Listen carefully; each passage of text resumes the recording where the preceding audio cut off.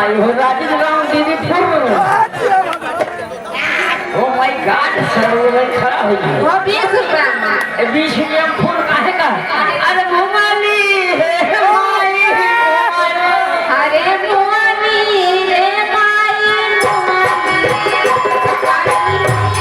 के पिरवैसे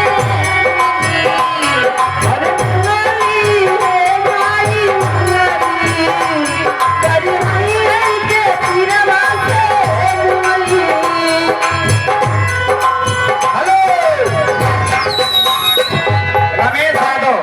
रमेश यादव लाइनमैन अकबरपुर के हैं।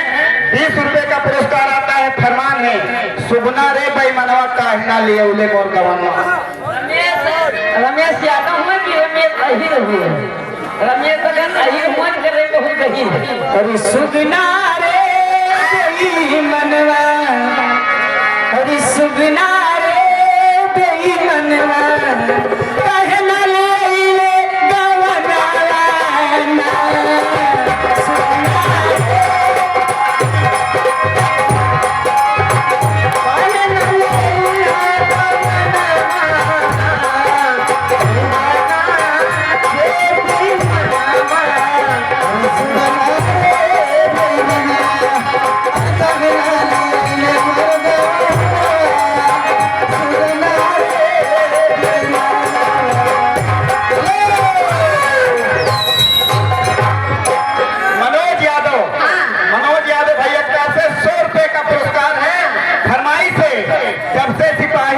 हवलदार हो इधर भी आ गए 10 का पुरस्कार फरमाइश है। ऐसे मेरे नमक नारे मेरा बदन रंगोली थोड़ा थोड़ा लगता है रखवा हम दूरी मेरी नजर मेरी नजर हटा कर देता निसाद जी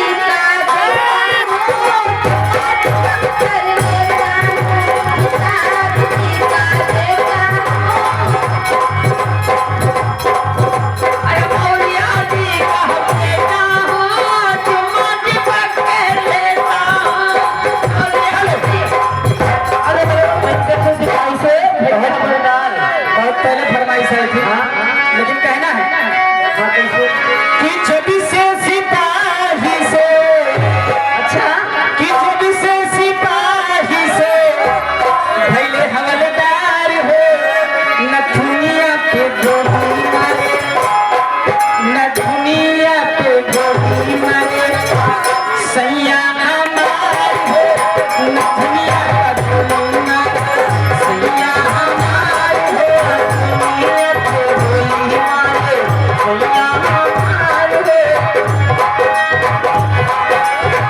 जब से सिपाही से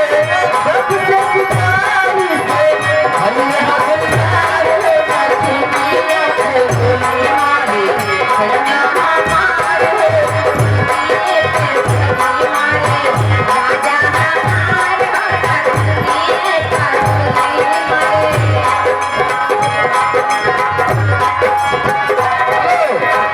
मैडम 2 लाइन का गाना उसके बाद सीधा अंदाज।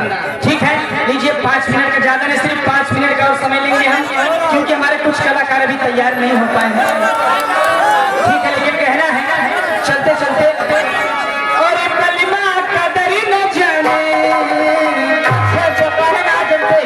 कलिमा कदर न जाने बाली रे उमरिया कलिमा कदर न जाने बाली रे उमरिया कलिमा कदर न जाने बाली रे उमरिया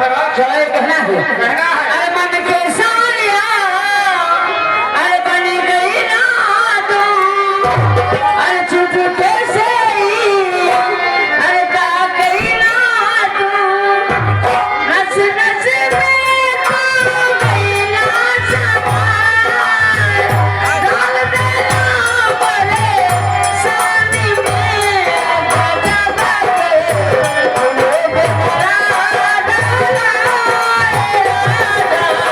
करहनी जवानी